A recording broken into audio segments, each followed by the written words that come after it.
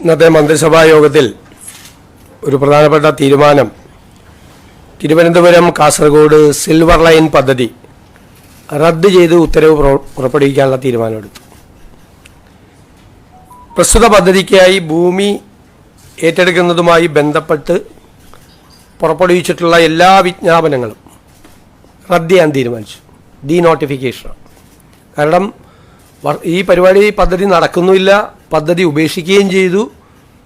നിരവധി വർഷങ്ങളായി ഈ ഭൂമി വിൽക്കാനോ വാങ്ങാനോ ഇതൊന്ന് പണയപ്പെടുത്താനോ മകളുടെ വിവാഹത്തിന് ഒരു ലോൺ എടുക്കാൻ പോലും പറ്റാതെ ഈ സാധാരണക്കാരായ ആളുകൾ മുഴുവൻ വിഷമിക്കുകയാണ്. അതുകൊണ്ടാണ് ഏതായാലും പദ്ധതി ഉപേക്ഷിച്ചതുകൊണ്ട് ആ പദ്ധതി കേന്ദ്ര ഗവൺമെൻറ്റും അംഗീകാരം തന്നില്ല. ഞങ്ങളതിനെ എതിർത്ത് സിൽവർ ലൈൻ എതിർത്ത് ഞങ്ങൾ സമരം ചെയ്തതാണ്. അതിൻ്റെ അടിസ്ഥാനത്തിൽ ആ ഉത്തരവ് റദ്ദാക്കാനും ഈ ഭൂമി ഏറ്റെടുക്കൽ നോട്ടിഫിക്കേഷൻ ഡീനോട്ടിഫൈ ചെയ്യാനുമുള്ള സുപ്രധാനമായ തീരുമാനമെടുത്തിട്ടുണ്ട്.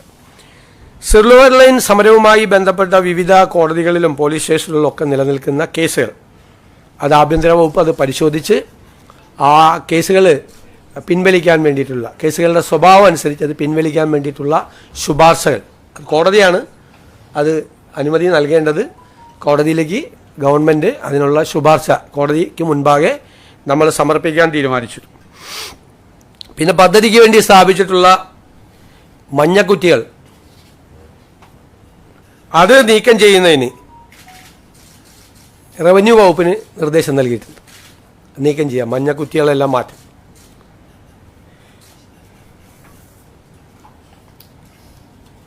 പിന്നെ രണ്ടാമത് PSCയുമായി ബന്ധപ്പെട്ട ലിസ്റ്റ് നമുക്ക് റാങ്ക് ലിസ്റ്റുകളുടെ കാലാവധി ഇപ്പോൾ അവസാനിക്കുന്നതും 2026 ഓഗസ്റ്റ് 31 കാലാവധി അവസാനിപ്പിക്കുന്നതുമായ എല്ലാ റാങ്ക് പട്ടികകളുടെയും കാലാവധി നവംബർ 30 വരെ ദീർഘിപ്പിക്കുന്നതിന് PSCക്ക് ശുപാർശ ചെയ്യാൻ തീരുമാനിച്ചു. 2026 ഓഗസ്റ്റ് 31 കാലാവധി അവസാനിക്കുന്ന എല്ലാ റാങ്ക് പട്ടികകളുടെയും കാലാവധി 2026 നവംബർ 30 വരെ ദീർഘിപ്പിക്കുന്നതിന് PSCയോട് റെക്കമെൻഡ് ചെയ്യാൻ തീരുമാനിച്ചു. അത് നമ്മൾ കളക്ട് ചെയ്തിട്ടുണ്ട്, അത് പറയാം, വിശദാംശങ്ങൾ പിന്നീട് പറയാം. അതിൻ്റെ അകത്ത് സാധാരണ ഇങ്ങനെ ചെയ്യാറില്ല. പക്ഷേ ഈ ഇലക്ഷനും മറ്റു കാര്യങ്ങളൊക്കെ ആയിട്ട് ബന്ധപ്പെട്ട് ആ സമയത്ത് ഒരു അപ്പോയിൻമെൻറ്റും നടന്നില്ല, ഇലക്ഷൻ നോട്ടിഫിക്കേഷൻ്റെ സമയത്ത് നടന്നിട്ടില്ല. അപ്പോൾ പല പട്ടികകൾക്കും അത് പ്രയാസമായി, വലിയ ബുദ്ധിമുട്ടായി. കുട്ടികളൊക്കെ ഭയങ്കര സങ്കടവും പ്രയാസമൊക്കെ ഉണ്ട്. അവരുടെ ചെറുപ്പക്കാരുടെ ഉദ്യോഗാർത്ഥികളുടെ വികാരം മാനിച്ചുകൊണ്ടാണ് ഇങ്ങനൊരു തീരുമാനം സർക്കാർ എടുത്തിട്ടുള്ളത്. വളരെ പ്രധാനപ്പെട്ട സുപ്രധാനമായ ഒരു തീരുമാനമാണ്. അതുപോലെ നമ്മുടെ മാനിഫെസ്റ്റോ, ആ മാനിഫെസ്റ്റോയിൽ പറഞ്ഞിരിക്കുന്ന കാര്യങ്ങളെല്ലാം, UDF മാനിഫെസ്റ്റോയിൽ പറഞ്ഞിരിക്കുന്ന കാര്യങ്ങളെല്ലാം വിവിധ വകുപ്പുകൾക്കായി തിരിച്ച് ആ വകുപ്പുകൾ ഈ മാനിഫെസ്റ്റോ നടപ്പാക്കുന്നതിന് വേണ്ടിയിട്ടുള്ള നിർദ്ദേശങ്ങൾ നൽകുന്നതിന് വേണ്ടിയിട്ട് അവർക്ക് കൊടുത്തിട്ടുണ്ട്, ഡിവൈഡ് ചെയ്ത് കൊടുത്തിട്ടുണ്ട്. ഓരോ വകുപ്പിനും മാനിഫെസ്റ്റോയിൽ പറയുന്ന കാര്യങ്ങൾ ചെയ്യുന്നതിന് വേണ്ടിയിട്ടുള്ള തുടക്കം, അതായത് വിഷൻ 2031 എന്നാണ് അതിന് പേരിട്ടിരിക്കുന്നത്. 2031 ഈ സർക്കാരിൻ്റെ കാലാവധി അവസാനിക്കുന്നതിന് മുമ്പ് തന്നെ മാനിഫെസ്റ്റോയിൽ ജനങ്ങളോട് നൽകിയിരിക്കുന്ന വാഗ്ദാനങ്ങൾ മുഴുവൻ പാലിക്കുന്നതിന് വേണ്ടിയിട്ടുള്ള നടപടികൾ ഇപ്പോൾ ആരംഭിക്കാൻ പറഞ്ഞിട്ടുണ്ട്. മാത്രമല്ല ജൂൺ 1 മുതൽ 100 ദിവസക്കാലം ഏറ്റവും അത്യാവശ്യമായി ചെയ്തു തീർക്കേണ്ട കാര്യങ്ങൾ ചെയ്യാനുള്ളൊരു കർമ്മ പരിപാടി കൂടി വരും 100 ദിവസത്തേക്ക്. ജൂൺ 1 മുതലുള്ള 100 ദിവസത്തേക്ക് അതിനെ ഏറ്റവും പെട്ടെന്ന് ചെയ്തു തീർക്കാൻ പറ്റുന്ന പ്രൊപ്പോസൽസ് വിവിധ വകുപ്പുകളിൽ നിന്ന് വളരെ കിട്ടും. അത് തയ്യാറാക്കി എല്ലാ കാര്യങ്ങളും നമുക്ക് തീർക്കാൻ പറ്റാവുന്ന മുഴുവൻ കാര്യങ്ങൾ, ചിലപ്പോൾ ചെറിയ ഇൻ്റർവെൻഷൻ കൊണ്ട് തീർക്കാം, ചിലപ്പോൾ ചില വിഷയങ്ങൾ പരിഹരിച്ചുകൊണ്ട് തീർക്കാൻ പറ്റും. ഒരുപാട് നാളുകളായി കിടക്കുന്ന പെട്ടെന്ന് തീർക്കാൻ പറ്റുന്ന വിഷയങ്ങളെല്ലാം 100 ദിവസത്തെ കർമ്മ പരിപാടി കൊണ്ട് പെട്ടെന്ന് തീർക്കാൻ വേണ്ടിയിട്ടുള്ള ഒരു പദ്ധതി കൂടി ഇതിൻ്റെ കൂടെ ഉണ്ട്. മാനിഫെസ്റ്റോ നടപ്പാക്കും. മാനിഫെസ്റ്റോ നടപ്പാക്കുന്നതിൻ്റെ ആദ്യ ഭാഗമായിട്ടാണ് അതിനകത്ത് 100 ദിവസം കൊണ്ട് തീർക്കാവുന്ന കർമ്മ പരിപാടികൾ കൂടി ആസൂത്രണം ചെയ്തിട്ടുള്ളത്. പിന്നെ പത്മ പുരസ്കാരത്തിന് വേണ്ടിയിട്ടുള്ള ഇത് തയ്യാറാക്കാൻ വേണ്ടിയിട്ടുള്ള ക്യാബിനറ്റ് സബ് കമ്മിറ്റി രൂപീകരിച്ചിട്ടുണ്ട്, ശുപാർശ ചെയ്യുന്നതിന് വേണ്ടിയിട്ട്. കേന്ദ്ര ഗവൺമെൻറ്റാണ് നൽകേണ്ടത്, സ്റ്റേറ്റിന് ശുപാർശ ചെയ്യാൻ മാത്രമേ പറ്റുകയുള്ളൂ. ഹൈക്കോടതിയിലെ അഡീഷണൽ അഡ്വക്കേറ്റ് ജനറലായി അഡ്വക്കേറ്റ് മുഹമ്മദ് ഷായെ നിയമിച്ചിട്ടുണ്ട്. അഡീഷണൽ അഡ്വക്കേറ്റ് ജനറൽ ആയി അഡ്വക്കേറ്റ് മുഹമ്മദ് ഷാ നിയമിച്ചിട്ടുണ്ട്.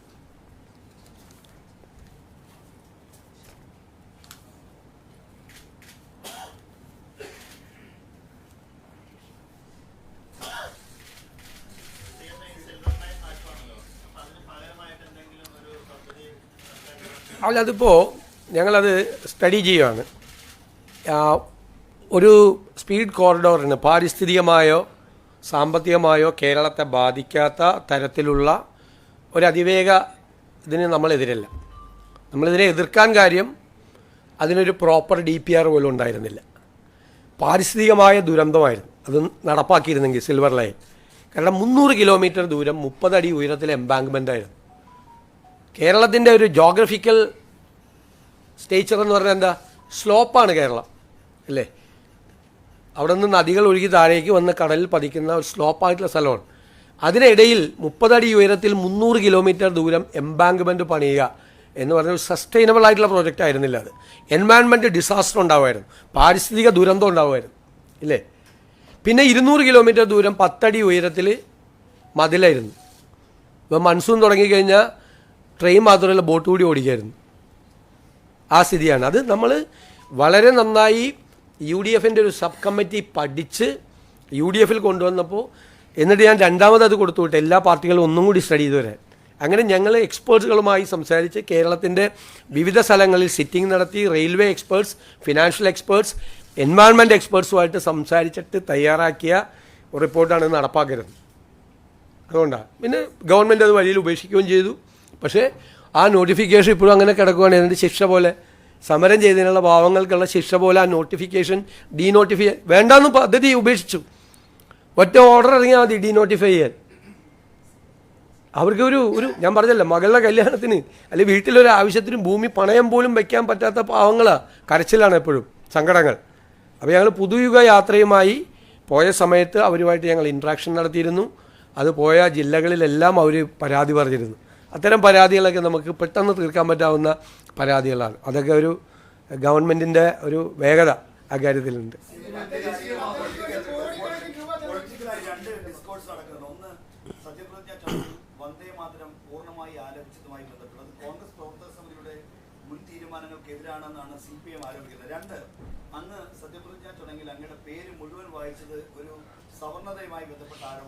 ഒരു കാര്യം, ആദ്യത്തെ കാര്യം ഞങ്ങൾക്കറിയില്ലായിരുന്നു ഇങ്ങനെ ഈ വന്ദേമാതരം മുഴുവൻ ആലപിക്കുന്നത്. അത് രാജ്ഭവനിൽ നിന്നുള്ള നിർദ്ദേശം അനുസരിച്ചിട്ടാണ്. ഞാനും നിൽക്കുമ്പോഴാണ് കേൾക്കുന്നത്, മുഴുവൻ കേൾക്കുന്നത് ഞാനും നിൽക്കുമ്പോഴാണ് കേൾക്കുന്നത്. അതിൻ്റെ ഇടയിൽ ചെന്ന് തടസ്സപ്പെടുത്താൻ പറ്റുമോ? പിന്നെ അതിൻ്റെ ഇടയിൽ നിന്ന് ഇറങ്ങിയിട്ട് ഇത് അവസാനം ഇത് ആലപിക്കുമെന്ന് അറിയില്ല. അവസാനം സാധാരണ നാഷണൽ ആന്തമാണ് ചെയ്യുന്നത്. ഇതുകൂടി ആലപിച്ചു, നമ്മൾ അറിഞ്ഞുകൊണ്ടല്ല, നമുക്കറിയില്ല. രണ്ടാമത്തെ കാര്യം, ഞാൻ എൻ്റെ അച്ഛൻ്റെ പേര് പറഞ്ഞ എന്താ കുഴപ്പം? എൻ്റെ അച്ഛൻ്റെ പേര് അതാണ്. എനിക്ക് അമ്മയുടെ പേര് കൂടി പറയാത്തതിൽ സങ്കടമുണ്ട്. ഞാൻ MLA ആകുന്നതിന് മുമ്പ് മരിച്ചുപോയവരാണ് രണ്ടുപേരും. എൻ്റെ അച്ഛൻ്റെ പേര് കൂടി പറയണമെന്ന് പറഞ്ഞാൽ എൻ്റെ ഫുൾ നെയിം ഞാൻ വായിച്ചു. സാധാരണ അങ്ങനെയാണല്ലോ, ഇപ്പോൾ പാസ്പോർട്ടിൽ എഴുതുന്നത് അങ്ങനെയല്ലേ. എൻ്റെ അച്ഛൻ്റെ പേര് കൂടി ഞാൻ പറഞ്ഞു. അച്ഛൻ്റെ പേര് പറയാൻ വേണ്ടിയിട്ടാണ് ഞാൻ പറഞ്ഞത്, സത്യമായിട്ടും ആണെന്നേ. എനിക്ക് സന്തോഷമാണ്, നിറഞ്ഞ മനസ്സോടുകൂടിയല്ലേ പറയണത്. അവരെ ഓർക്കണ്ടേ മാതാപിതാക്കളെ. അമ്മയെ ഞാൻ മനസ്സിലും വിചാരിച്ചു, അച്ഛൻ്റെ പേരും പറഞ്ഞു. അമ്മയുടെ പേര് പറയാൻ സ്കോപ്പില്ല അവിടെ, അതുകൊണ്ടാണ്. ഇല്ലേ അമ്മയുടെ പേര് കൂടി പറഞ്ഞത്. അച്ഛൻ്റെ അമ്മയുടെ പേര് പറയുന്ന അഭിമാനമാണ്. ഞങ്ങൾ റിവ്യൂ ചെയ്യുന്നുണ്ട് തീർച്ചയായിട്ടും. ഒരുപാട് കംപ്ലയിൻസ് ഉണ്ട്, പരാതികളുണ്ട് വ്യാപകമായി. ഇപ്പം എൻ്റെ നിയോജകമണ്ഡലത്തിൽ പോലും വ്യാപകമായ പരാതികളുണ്ട്. ഇമ്മീഡിയറ്റ് ആയിട്ട് ഞങ്ങൾ അതിൻ്റെ യോഗം വിളിക്കുന്നുണ്ട്. നിങ്ങളുടെ 3 ദിവസമോ? അതെങ്ങനെ? ഞാൻ ചോദിക്കട്ടെ, സത്യപ്രതിജ്ഞാ ചടങ്ങ് കഴിഞ്ഞു, അന്ന് രാത്രി ചർച്ചകൾ നടത്തിയത് പൂർത്തിയായി, ലിസ്റ്റ്. ഇന്നലെയാണ് അറിയുന്നത് ഗവർണർ സ്ഥലത്തില്ലാന്ന്. ഗവർണർ രാവിലെ തൃശ്ശൂരിലേക്ക് പോയി, അദ്ദേഹം രാത്രിയാണ് വന്നത്. ഇന്ന് രാവിലെ ഗവർണർക്ക് സമർപ്പിച്ചു. എവിടെയാണ് വൈകിയത്? നേരിട്ട് കൊടുത്തു, ഗവർണർക്ക് കൊടുത്തു. അല്ലെ ഗവർണർ അവിടെ നിന്ന് അപ്രൂവൽ വേണ്ടേ? അല്ലെങ്കിൽ അവിടെ എന്ത് തർക്കം? മിനിങ്ങാന്ന് രാത്രി തീർന്നു. നിങ്ങൾ എഴുതിയതിന് നിങ്ങൾ വാർത്ത കൊടുക്കുന്നത് ഞാൻ എന്ത് ചെയ്യാൻ പറ്റും? നിങ്ങൾ പറയും ഫിഷറീസിൻ്റെ തർക്കമാണ് എന്ന് പറഞ്ഞിട്ട് പല വാർത്തകളും വന്നു. ആ വിഷയങ്ങളൊക്കെ UDF ചർച്ചകളിലൊക്കെ മന്ത്രിസഭ സത്യപ്രതിജ്ഞയ്ക്ക് വന്ന UDFൻ്റെ ചർച്ചകൾ പൂർത്തിയായി. ഏത് മന്ത്രിസഭാ സത്യപ്രതിജ്ഞയ്ക്ക് മുമ്പ് 10 ദിവസം കൊണ്ട് വരുന്ന കോൺഗ്രസിൻ്റെ മന്ത്രിസഭാ ലിസ്റ്റ് 24 മണിക്കൂർ കൊണ്ട് വന്നു. സത്യപ്രതിജ്ഞ കഴിഞ്ഞ് അന്ന് രാത്രി തന്നെ, അങ്ങനെയാണ് രാത്രി സാധാരണ 48 hours എടുക്കാറുണ്ട്. ഇത് അതും എടുത്തില്ല. ഇന്നലെ മിനിങ്ങാന്ന് രാത്രി ഇച്ചിരി വൈകിയാണ് തീരുമാനമായത്. കാരണം ഡൽഹിയിൽ നിന്നുള്ള എല്ലാം അപ്രൂവലെല്ലാം വാങ്ങിച്ചിട്ടാണ് ചെയ്തത്. പൂർത്തിയായി. ഇന്നലെ ഗവർണർ ഇല്ലയെന്ന് നമുക്ക് അറിയില്ല. സത്യത്തിൽ ഗവർണർ ഇല്ലായിരുന്നു. അപ്പോൾ എന്ത് ചെയ്യാൻ പറ്റും? ഇന്ന് രാവിലെ കൊടുക്കാൻ പറ്റുള്ളൂ. കൊടുത്തു. അതിന് ഇന്നലെ എന്തൊക്കെയാണ് പറഞ്ഞത്? ഭയങ്കരമായിട്ടാണ്.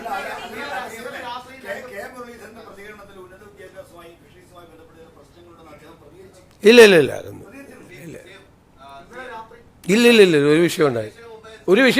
അതൊക്കെ 3 ദിവസം 4 ദിവസം മുമ്പ് സെറ്റിൽഡാണ് ആ വിഷയം.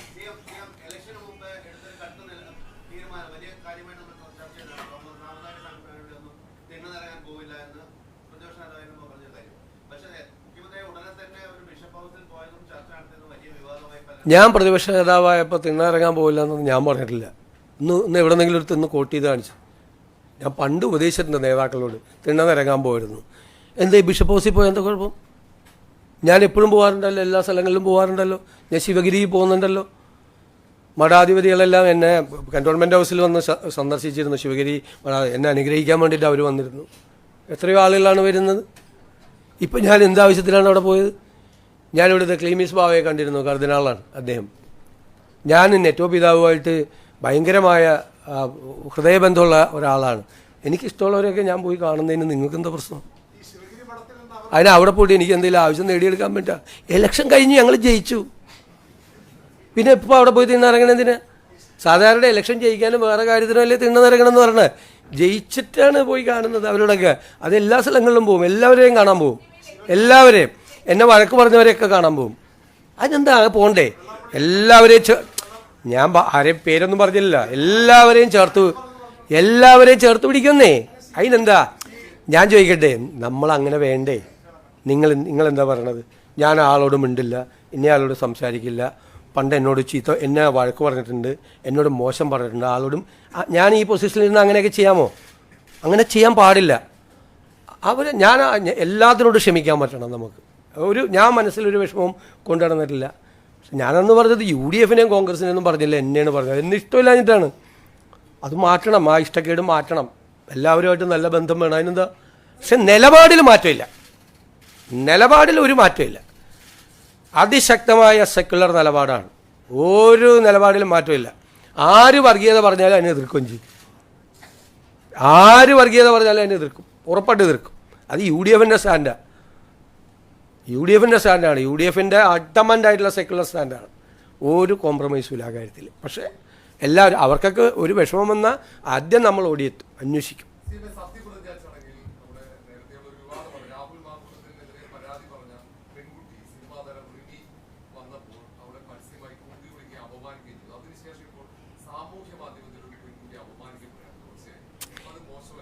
ഞാൻ ഏറ്റവും കൂടുതൽ അപമാനിക്കപ്പെടുന്നത് വനിതാ മാധ്യമപ്രവർത്തകരിൽ ഏറ്റവും കൂടുതൽ അപമാനിക്കപ്പെടുന്നത് മാധ്യമങ്ങളിൽ ഇല്ലേ? ഏറ്റവും കൂടുതൽ അപമാനിക്കപ്പെടുന്നത് വനിതാ മാധ്യമപ്രവർത്തകരില്ലേ? സ്ത്രീകളെ അപമാനിക്കാൻ വേണ്ടിയുള്ള സ്ഥലമായി സോഷ്യൽ മീഡിയ മാറി. ആരെയും അപമാനിക്കരുത്. ഞങ്ങളുടെ നിലപാട് നേരത്തെ അങ്ങനെയാണ്, ഇപ്പോഴും അങ്ങനെയാണ് നിലപാട്. ഒരു സ്ത്രീയെയും ഒരാളെയും അപമാനിക്കരുത്. ആളുകളെ അവമാനിക്കാനുള്ള സ്ഥലമല്ല സോഷ്യൽ മീഡിയ എന്ന് പറയുന്നത്. അത് ചെയ്യരുതെന്നാണ് എൻ്റെ വിനീതമായ അഭ്യർത്ഥന എല്ലാ ആളുകളോടും. എത്രയോ മാധ്യമപ്രവർത്തകരാണ്, സ്ത്രീകളായ മാധ്യമപ്രവർത്തകരാണ്, എന്തെല്ലാം മോശമായ വാക്കുകൾ ഉപയോഗിച്ചാണ് അവരെ അവമാനിക്കുന്നത്.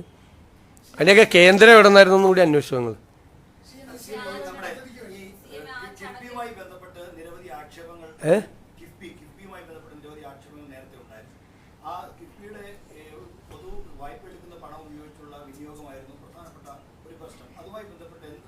എല്ലാ കാര്യങ്ങളും പരിശോധിച്ചുകൊണ്ടിരിക്കുക. അവരുടെ എല്ലാ കിഫ്ബിയുമായി ബന്ധപ്പെട്ട എല്ലാ കാര്യങ്ങളും പരിശോധിച്ചുകൊണ്ടിരിക്കുകയാണ്. അല്ല, പരിശോധിച്ചുകൊണ്ടിരിക്കുകയാണ്. ഫിനാൻസുമായിട്ട് കൂടി ബന്ധപ്പെട്ടതല്ലേ. അല്ല, അതൊക്കെ പരിശോധിച്ചുകൊണ്ടിരിക്കുകയാണ്. തീരുമാനം എടുത്തിട്ടില്ല. തീരുമാനം എടുത്താൽ ആദ്യം ഞാൻ പറഞ്ഞിട്ടുണ്ടല്ലോ, നിങ്ങളോടെ പറയുള്ളൂ.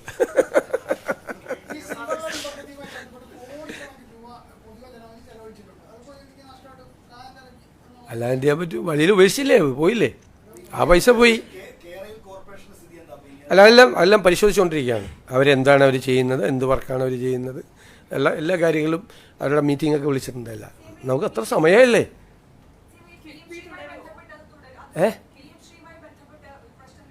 അല്ല, പരിശോധിക്കപ്പെടേണ്ട കാര്യം അതിൻ്റെ സ്റ്റേറ്റസ് എന്താണെന്ന് നോക്കണം, ലീഗൽ സ്റ്റേറ്റസ് എന്താണെന്ന് നോക്കണം. ഒരു ഗവൺമെൻറ് എഗ്രിമെൻറ്റ് വെച്ചതാണ്, അപ്പോൾ അത് നോക്കണം. നോക്കിയിട്ട് ഞാൻ അത് റിപ്പോർട്ട് തേടിയിട്ടുണ്ട്. അതിനെ സംബന്ധിച്ച് വിദ്യാഭ്യാസ വകുപ്പിൽ നിന്ന് അതിൻ്റെ റിപ്പോർട്ട് തേടിയിട്ടുണ്ട്. ഒന്ന്, ഈ വകുപ്പുകളൊക്കെ ഇപ്പോൾ ഇന്ന് വരുമല്ലേ ഉള്ളൂ. ഇന്ന് വകുപ്പ് വന്നിട്ടല്ലേ ഏത് വകുപ്പ് മന്ത്രിയാണെന്ന് അറിയുള്ളൂ. എന്നിട്ടല്ലേ നമുക്ക് അത്രയും ഡീറ്റെയിൽസിലേക്ക് നമുക്ക് പോകാൻ പറ്റുള്ളൂ. അതല്ലേ ഞാൻ പറഞ്ഞത്, അത് പരിശോധിച്ചുകൊണ്ടിരിക്കുകയാണ്. ക്യാബിനറ്റ് ഡിസിഷൻ പറയാമല്ലോ.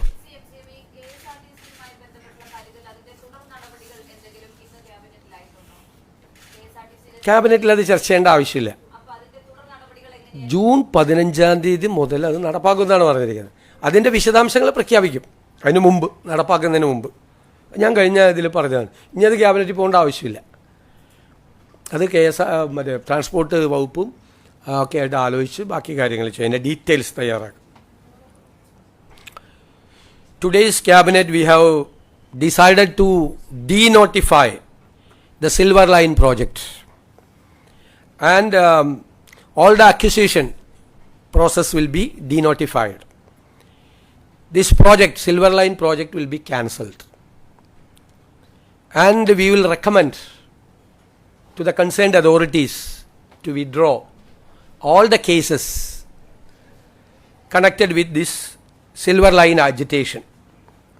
And we have asked the Revenue Department to remove all the border signals for acquiring this land. And number 2,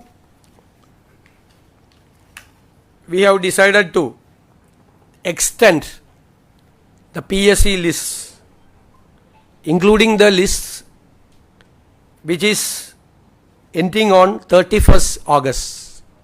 It will be extended to 26 November 30th. Then our manifesto. We have divided the promises in the manifesto to the various departments. And we asked to report how can we implement this promises given to the people of Kerala. And there should be a 100 days programs which starts on 1st of June to cure the immediate issues, to address the immediate issues. Within 100 days, we will solve those issues reported by the various departments. And we have constituted a cabinet subcommittee to recommend for the Padma awards to the central government. ഞാൻ വേറൊരു കാര്യം കൂടി പറയാൻ വിട്ടുപോയി. Medical നെഗ്ലിജൻസും ഉണ്ട്. മരണപ്പെട്ട കൊല്ലത്തെ വേണുവിൻ്റെ കുടുംബത്തിന് 5 ലക്ഷം രൂപ ധനസഹായം കൊടുക്കാൻ തീരുമാനിച്ചത്. അത് മെഡിക്കൽ നെഗ്ലിജൻസ് ആണെന്നുള്ള റിപ്പോർട്ടും വന്നിട്ടുണ്ട്. അതിൻ്റെ അടിസ്ഥാനത്തിൽ ആ കുടുംബത്തിന് ഒരു 5 ലക്ഷം രൂപ ധനസഹായമായി ഒരു പ്രത്യേക കേസായിട്ട് പരിഗണിച്ചിട്ടാണ്, മെഡിക്കൽ നെഗ്ലിജൻസാണ്, അത് കൊടുക്കാൻ വേണ്ടി തീരുമാനിച്ചു.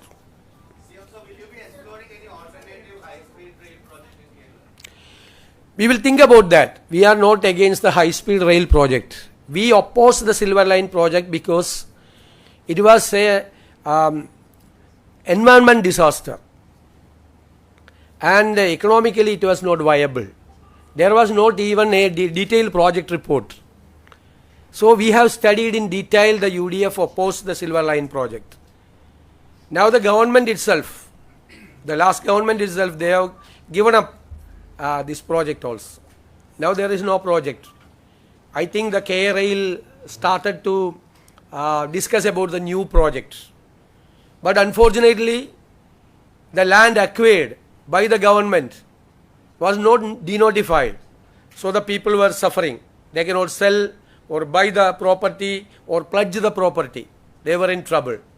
So we have decided to denotify all the acquisition process.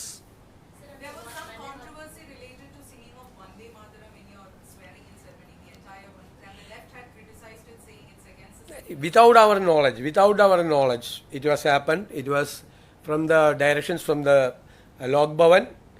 We didn't have any idea about that. We thought that it was national anthem at the initial stage.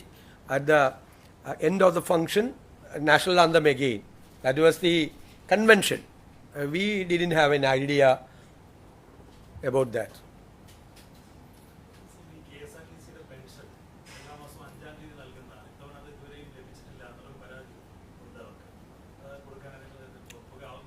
അല്ല വന്നല്ലോ ഇപ്പോൾ we look into that. നമ്മളത് പരിശോധിച്ച് വേണ്ട നടപടികൾ സ്വീകരിക്കും ഉറപ്പായിട്ടും. ഞാനിത് അവരോട് പെൻഷൻ സംഘടന അവരെന്നെ കാണാൻ വരുന്നുണ്ട്, അവരെ സംസാരിക്കും.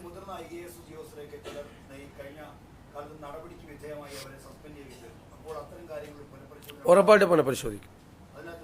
അല്ല, കേസ് ബൈ കേസായിട്ട് പുനഃപരിശോധിക്കും, തീരുമാനമെടുക്കും. അത് ക്യാബിനറ്റിലല്ല, തീർച്ചയായിട്ടും പുനഃപരിശോധിക്കും.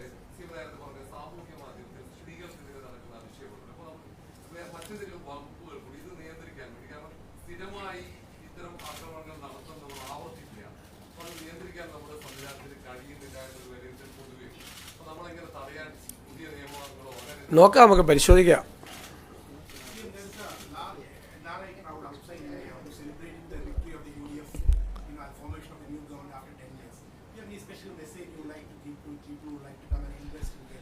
I express my gratitude towards all the people, those who are in abroad.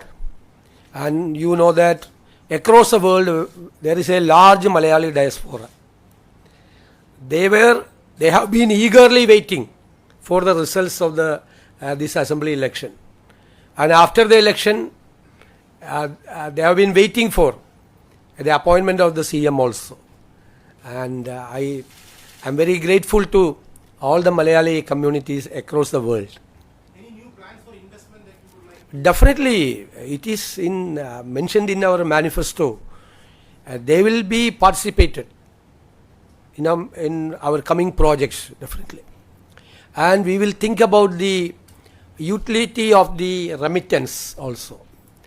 And I am very much afraid that the remittance is reducing, because the people, those who are going to the Europe, except the GCC countries, are not sending anything to Kerala. Only the people, those who are in the Gulf, are sending money. Remittance is only from Gulf. The people are now going to the European countries. And it has to be considered very seriously about the reverse remittance also. There are 4 million workers from other states are working in Kerala. 4 million. They are not spending, they are spending very little amount here. This amount is, I'm not saying the siphoning about, but it is going out. That is a reverse remittance. When remittance is coming from abroad, there is a reverse remittance. No government has studied so far. We are going to study it in detail, because it affected the economy. Because money circulation is very important in the economy. If money is not there, the liquidity crunch will be there. That will affect the circulation of the money. It will affect the economy also. So we are very seriously thinking about for the alternative thinking to stimulate the economy. There are investmentally friendly plan, the MSMEs, many projects. Yeah, within 3 to 6 months, I am hopeful that we can declare some dream projects. Thank you.